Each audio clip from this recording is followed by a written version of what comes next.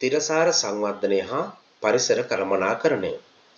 පරිසරයේ තුල්‍යතාව ආරක්ෂා කරමින් සහ අනාගත පරපුරට භාවිත කළ හැකි පරිදි ස්වාභාවික සම්පත් නැනවත් ලෙස භාවිත කිරීම තිරසර සංවර්ධනය ලෙස හඳුන්වන්න පුළුවන්. මිනිසා විසින් තම පරිභෝජනය සඳහා ස්වාභාවික සම්පත් භාවිත කිරීමේදී පරිසරයට හානිදායක නොවන අයුරින් ප්‍රශස්ත මට්ටමක පවත්වා ගැනීම සඳහා සැලසුම් කිරීම පරිසර කළමනාකරණය ලෙස හැඳින්වේ.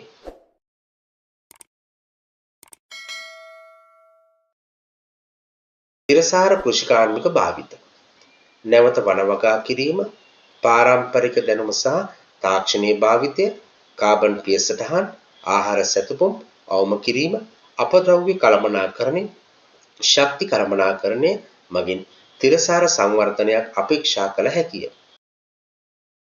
ඒක වගාව වෙනුවට බහුභෝග වගාව. මහා පරිමාණයෙන් තනි භෝග වගා කිරීම වෙනුවට ස්වාභාවික පරිසරයේ ඇති විවිධත්වය අනුකරණය කරමින් එකම භූමියක් තුල වෙනස් භෝග වර්ග වගා කිරීම බහුභෝග වගාවයි. මෙහිදී වගාවට රෝග පැතිරී විනාශ වී යෑමේ අවදානම අඩුවීම හා ප්‍රතිරෝධී පලිබෝධ ඇතිවීම අඩු කරයි.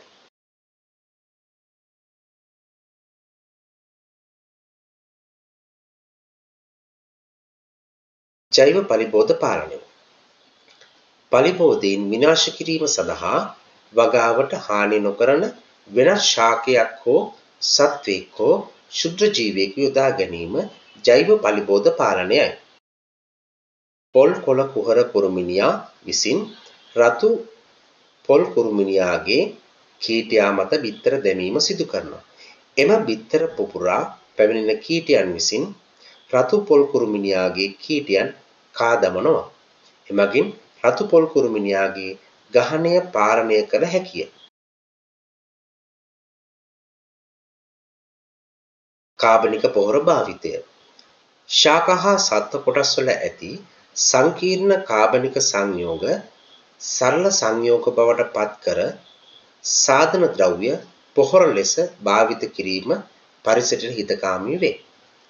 කාබනික පොහොර වියෝජනීය වූ ස්වාභාවික සත්ව හා ශාක ද්‍රව්‍ය වන අතර එමගින් පාංශු ව්‍යුහය හා සවිවර බව දියුණු කර පාංශු ජීවී ක්‍රියාවලි වේගවත් කරනවා.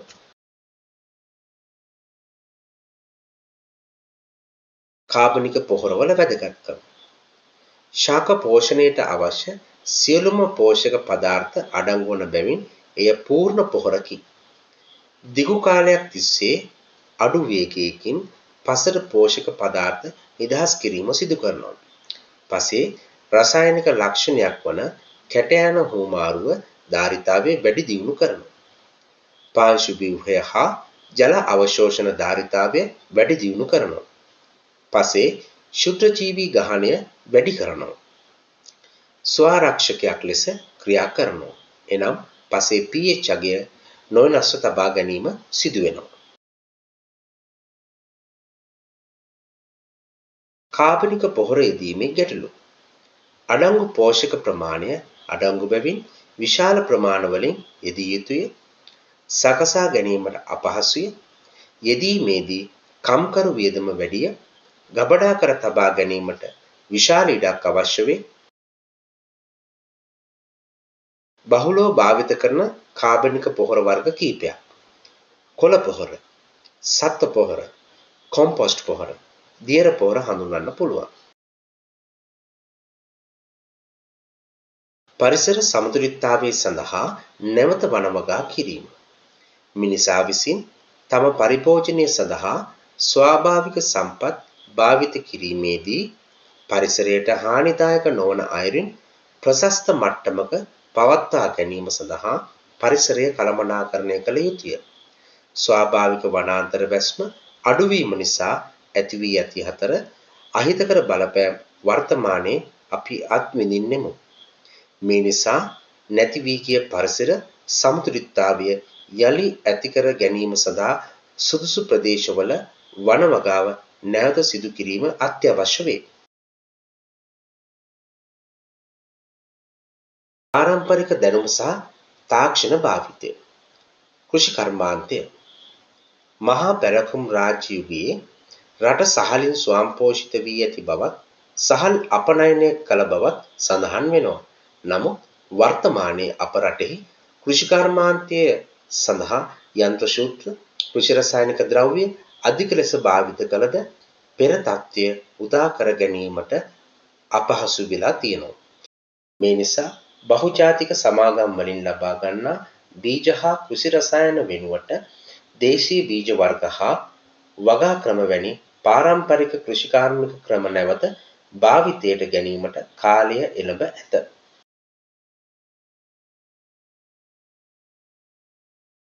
මේ වගුව තුල දක්වලා තියෙන්නේ අප රටේ භාවිත කරන ලද වී වර්ග කීපයක් සහ ප්‍රයෝජන කීපයක්.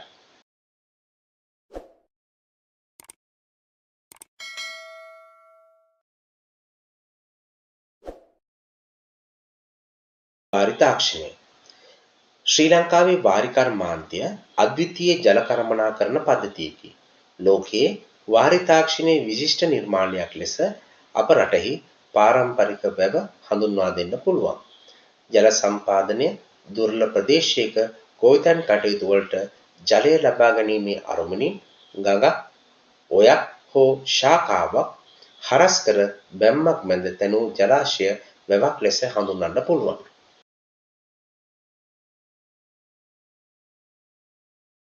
සාම්ප්‍රදායික ආහාර ක්‍රම ආහාරයක් යන පෝෂණය, සෞඛ්‍යමත් බව, සංස්කෘතිය, සම්ප්‍රදාය, පරිසරය, නිර්මාණය, ජනශ්‍රුති, සාහිත්‍ය, භාෂාව, තාක්ෂණය යනාදී සියලු කරුණු වලින් සමන්විත වූවකි. වර්තමානයේ බහුලව භාවිත කරන තෙල් හා පිටි අධික ආහාර, රසකාරක අධිකාහාරවල ඇති අහිතකර බව මෙන්ම ආහාර පුරුදුවල ඇති වැරදි නිසා ගැටලු රැසකට මුහුණ දීමට සිදු වී ඇත. දියවැඩියාව, අධිරුධිර පීඩනය යනාදී බෝ නොවන රෝග සෑදීමේ අවදානම වැඩි වෙලා තියෙනවා. ස්වාභාවික රසකාරක පිළිබඳ වැදගත් කරුණු. ආහාරයක ඇති වඩාත්ම ක්‍රියාකාරී කොටස් මේවාය. ආහාරවල වර්ණය, රස, සුවඳ, රුචිකාරක බව වැඩි දියුණු කරනවා. බොහෝමයක බැක්ටීරියා නාශක ගුණය අඩංගු වෙනවා. ආහාර මගින් සෞඛ්‍යයට ඇති කළ හැකි හානිය බලපෑම් අවම කරනවා. කෘත්‍රිම රසකාරක වලින් ලබාගත නොහැකි රස හා ගුණයෙන් යුක්තය.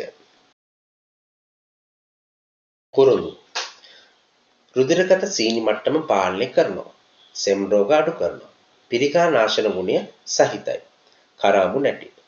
මුඛයේ සුවඳවත් කිරීම, සෙම් රෝග අඩු කිරීම, වේදනානාශක, විෂ බීජ නාශකයක් ලෙස හඳුන්වන්න පුළුවන්.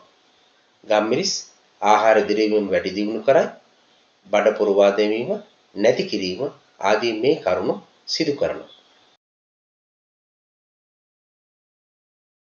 දේශීය වෛද්‍ය විද්‍යාව වසර දහස් ගණනක ඉතිහාසයක් ඇති වර්තමානයේ පවතින දේශීය වෛද්‍ය විද්‍යාව ආයුර්වේද, සිද්ධ, යුනානි හා සිංහල වෙදකම යන ශ්‍රේෂ්ඨ එකතු වී ගොඩනැගී ඇත.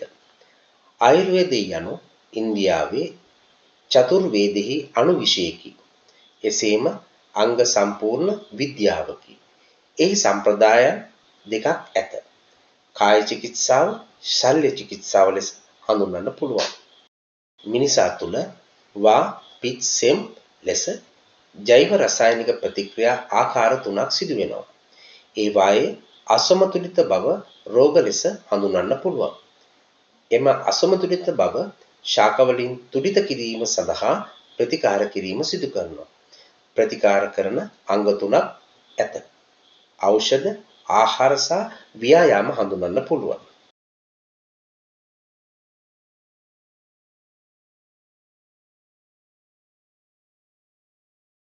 කාබන් පියසටහන් හා ආහාර සැතුමුම අවම කිරීම. කාබන් පියසටහන පුද්ගලයේ නිෂ්පාදනයක්, ක්‍රියාවක් හෝ ආයතනයක් හේතු කොටගෙන නිශ්චිත කාල පරිච්ඡේදයකදී විමෝචනය වන මුළු කාබන් ඩයොක්සයිඩ් වායු ප්‍රමාණය කාබන් පාසටහන ලෙස හඳුන්වන්න පුළුවන්. විශාල දත්ත ප්‍රමාණයක් අවශ්‍ය වීමෙන් කාබන් ඩයොක්සයිඩ් වායුව ස්වාභාවිකව නිෂ්පාදනය වීමත් නිසා සම්පූර්ණ කාබන් පාසටහන නිශ්චිතව ගණනය කිරීම අපහසුය. ජල පිය සටහන කිසියම් පුද්ගලයෙකු හෝ කණ්ඩායමක් මගින් භාණ්ඩ හා සේවා නිෂ්පාදනයේදී හෝ සැපීමේදී පරිභෝජනය කරන මිරිදිය ජල ප්‍රමාණය ජල පාසටහන ලෙස හඳුන්වන්න පුළුවන්. ආහාර සැතපුම කිසියම් ආහාරයක ඒකක ස්කන්ධයක් එය නිපදවන ස්ථානයේ සිට පරිභෝජනය කරනු ලබන ස්ථානය දක්වා ගෙවා යන දුර එම ආහාරයේ සැතපුම් අගය ලෙස හැඳින්වේ. කුරුණෑගල සිටින ඔබට උදේ ආහාරය ලෙස ලබාගත හැකි දා කීපයක ආහාර සැතපුම පහත ආකාරයට ගණනය කළ හැකිය. නිවුදු සහල් බත් සැතපුම් 1යි. ඔබේම කුඹුරෙන් ලබා ගන්නා ලද සහල්. මාළු සැතපුම් 44යි. මේගොම ප්‍රදේශයේ සිට ලැබෙන නිසා. පොල් සැතපුම් 0යි. පොල් ඔබේම වත්තෙන් ලබාගත් නිසා. පොල් සම්බල සැතපුම් 800යි. මිරිස් ඉන්දියාවේ චෙන්නයි වලින් ලබාගත් නිසා. පරිප්පු හොදි සැතපුම් 925යි. පරිප්පු ඉන්දියාවේ මයිසූර් ප්‍රදේශයෙන් ලබාගත් නිසා. එකතුව සැතපුම් 1770යි. එබැවින් ආහාර සැතපුම් 1770ක් ගත වෙලා තියෙනවා.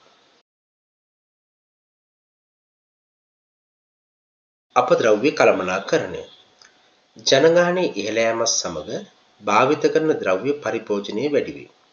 ස්වාභාවික අපද්‍රව්‍ය ක්‍රමයෙන් වියෝජනය වුවද ඒ සඳහා ගතවන කාලයට වඩා වැඩි වේගයෙන් පරිසරයට අපද්‍රව්‍ය එකතු වේ.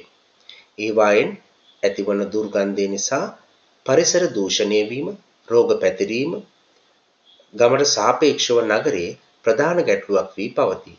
එමෙන්ම වියෝජනීය නොවන ද්‍රව්‍ය වන පොලිතීන්, ප්ලාස්ටික්, දූවිලි අංශු, වියලි කෝෂ, ඉලෙක්ට්‍රෝනික අපද්‍රව්‍ය, විදුලි බල්බ හා වර්ණ මුද්‍රිත පත්තර කඩදාසි ආදී පරිසරයට එකතු වීම නිරන්තරයෙන් සිදු වෙනවා. මෙම අපද්‍රව්‍ය විනාශ කිරීම සඳහා පිළිස්සීමේදී ඩයොක්සින් වැනි අහිතකර වායු පරිසරයට එකතු වෙනවා. මෙම අපද්‍රව්‍ය පස තුල වලලා දැමීමෙන් පස දූෂණය වීම හා බැරලෝහ පසට එකතු වීම සිදු වෙනවා.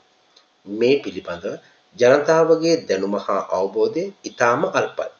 ක්‍රමයෙන් පරිසරයට එකතු වන කුඩා ප්ලාස්ටික් කැබැල්ලක්, ජංගම දුරකථන බැටරියක්, බල්බයක් මහත් ව්‍යසනයක් විය හැකි බව අවබෝධ කර ගැනීම අත්‍යවශ්‍ය වෙනවා. අපද්‍රව්‍ය කළමනාකරණ ක්‍රම 4R ක්‍රමය රයොස් අප විසින් භාවිතයට ගනු ලබන ඕනෑම අමද්‍රව්‍යයක් හෝ අපද්‍රව්‍යයක් එකවරම ඉවත් නොකොට හැකිතාක් නැවත භාවිත කළ යුතුය. පොලිතීන් හඳුන්වන්න පුළුවන්. රෙඩියුස් අනවශ්‍ය ලෙස ද්‍රව්‍ය භාවිතය හැකිතාක් අවම කළ යුතුය.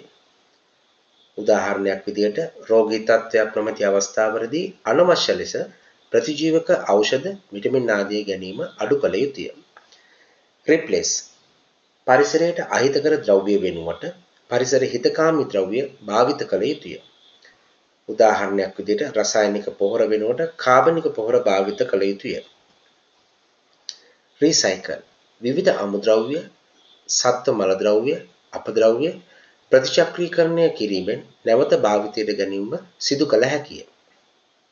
සත්ව මල ද්‍රව්‍ය වලින් ජීවායු නිෂ්පාදනය කිරීම, පොලිතින් හා ප්ලාස්ටික් ප්‍රතිචක්‍රීකරණය කිරීම, ඉන්ධන නිෂ්පාදනය කිරීම හඳුන්වන්න පුළුවන්. ශක්ති කළමනාකරණය සම්පත් සංරක්ෂණය ශක්ති කළමනාකරණය සම්පත් සංරක්ෂණය වියදම අවම කර ගැනීම යන අරමුණු ඇතිව පරිභෝගිකයාට ඔවුන්ගේ අවශ්‍යතා සඳහා තිරසාර ලෙස ශක්තිය භාවිතයට අවස්ථාව සලසමින් ශක්ති නිෂ්පාදනය සහ ශක්ති පරිභෝජනය සැලසුම් කිරීම හා මෙහෙයවීම ශක්ති කළමනාකරණය ලෙස හැඳින්වේ. බලශක්ති අරුබුදයට හේතු ජනගහනය ශීඝ්‍ර ලෙස වර්ධනය වීම, කර්මාන්ත විශාල ලෙස බිහිවීම, ශක්තිය අධිභාවිතය, ශක්තිය අපතේ යෑම, පුනර්ජනනීය ශක්ති සම්පත් ගවේෂණය නොකිරීම, යුද කටයුතු, දේශපාලන ගැටලු හඳුන්වන්න පුළුවන්.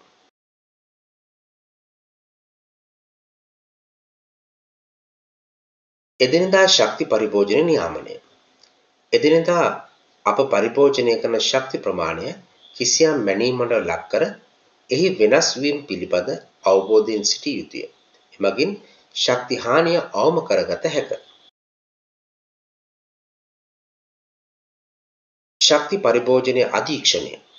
විවිධ ආයතන වෙත ගොස් ශක්ති පරිභෝජනය පිළිබඳ විගණනයක් සිදු කර නිර්දේශ සහ උපදෙස් ඉදිරිපත් කරමින් පාලන අධිකාරිය දැනුවත් කිරීම අධීක්ෂණයේ අරමුණයි.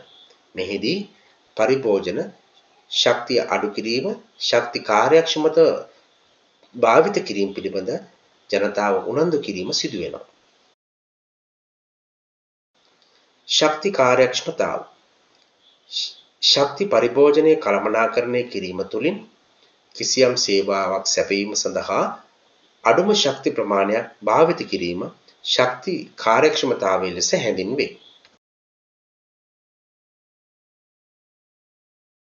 ශක්තිය තිරසර ලෙස භාවිතය. පුනර්ජනනීය ශක්ති තිරසර ශක්තියක් ලෙස සැලකේ. යම් යම් තාක්ෂණික හේතු නිසා බොහෝ පුනර්ජනනීය ශක්ති සම්පත් භාවිතය තවමත් පහළ මට්ටමක පවතී. සූර්ය ශක්තිය, සුළඟ, ජෛව ස්කන්ධ වගේ දේවල් අපිට හඳුනන්න පුළුවන්. ගෘහ නිර්මාණ ශිල්පයේදී ස්වාභාවික ශක්තිය භාවිතයේ වැදගත්කම. නිවසක් ගොඩනැගීමේදී නිවස තුළ වායු සංසරණය මනාව සිදුවීම සඳහා අවශ්‍ය පියවර ගැනීම ඉතා වැදගත්ය.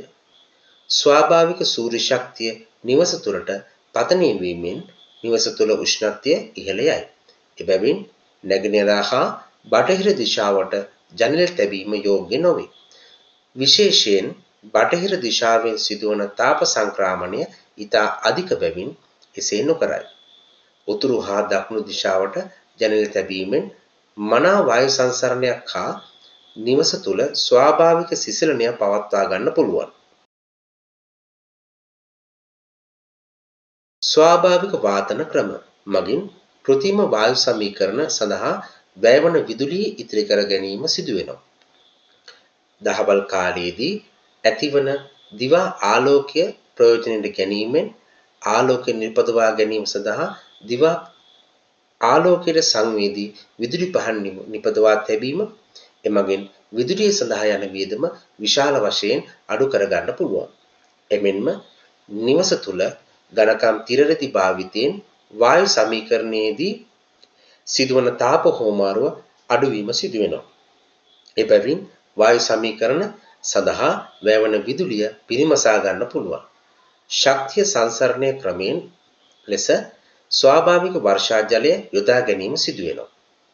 බොයිලරු චිමිනි හරහා දහනයෙන් පිටවන වායුවල අඩංගු අධික තාප ශක්තිය ප්‍රයෝජනයට ගනිමින් බොයිලරු හා විවිධ දහන පෝෂක වායු රත් කර ගැනීම සිදු කරනවා. පරිසර හිතකාමී ස්වාභාවික ශක්ති සම්පත් භාවිතය හඳුන්වා දීම මගින් පරිසරයට ඇතිවන බලපෑම් අවම කර ගැනීමට හැකි වෙනවා. තිරසාර සංවර්ධනයේ පාඩමේදී පරිසරය හා එහි වටා ඇති ජීවන තත්ත්ව හඳුනාගත්තා. ශ්‍රී ලංකාවේ පැරණි ජල කළමනාකරණය කතා කරා. අපද්‍රව්‍ය කළමනාකරණය හඳුනාගත්තා. එහෙනම් අපි ඊළඟ පාඩමේදී හමු වෙමු. මතක ඇතුව subscribe කරන්න.